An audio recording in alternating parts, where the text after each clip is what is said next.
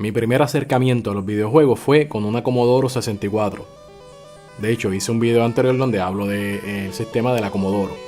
Ahora, pocos hoy en día saben lo que es y lo que era la Commodore 64, excepto me imagino pues obviamente mi generación y los que estaban antes de mí.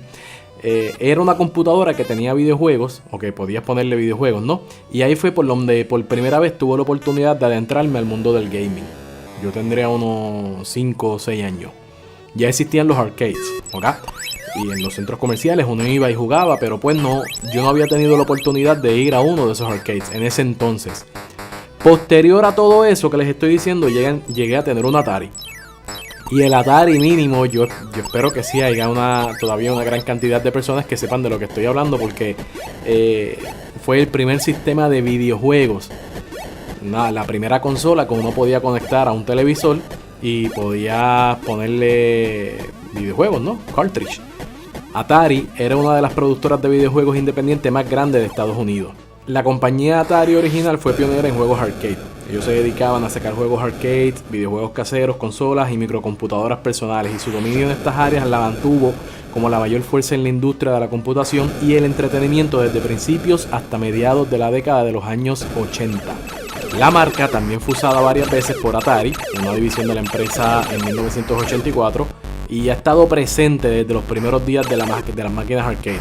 Esto es el tatarabuelo de los videojuegos y de las consolas. Atari fue el creador de las consolas caseras, como la Atari 2600, llamado originalmente VCS, Video Computer System, sistema informático de videojuegos, ¿no? Produjo una serie de computadoras de 8 bits y tomó parte del mercado de los 16 bits con el Atari ST. Y luego creó la consola Atari Jaguar de 64 bits.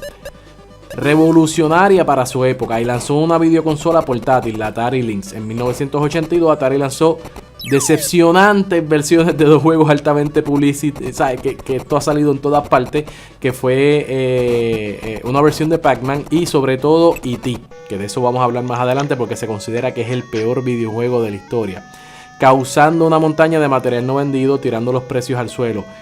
Y mira que E.T. era malísimo. Yo recuerdo también otro de los pitufos que yo odiaba, ¿ok? En 1983, de hecho, Atari mandó a desechar varias millones de copias de E.T. Así de malo era el juego que la gente había devuelto. Y ellos no tenían que hacer con eso porque nadie los quería, ni las tiendas para comprarlos, para venderlos. No había demanda.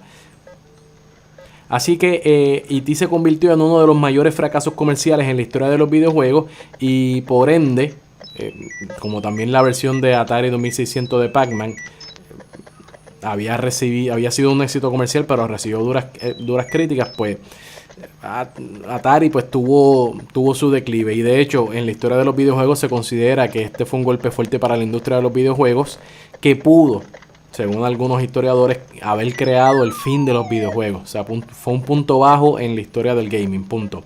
Y así las cosas, claro, yo y mis hermanos pasábamos incontables horas jugando. Yo estaba ajeno a todas estas cosas. Aún así, aunque odiaba a E.T., pasaba horas muertas jugando, tratando de sacar a E.T. del hoyo. Jugaba por horas muertas el juego de los pitufos, aunque lo odiaba. Y hoy en día miro hacia atrás y realmente como que, pues, no sé cómo puedo invertir tanto tiempo jugando una y otra vez, otra vez, y aún así divirtiéndome con juegos que hoy en día los veo, y cuando he vuelto a tener la oportunidad de jugarlos, ¿verdad? Comparándolo con lo que tenemos hoy en día de otras consolas y videojuegos, pues me pregunto, wow, así de simple con esto nos entreteníamos. Era de otros tiempos, claro está.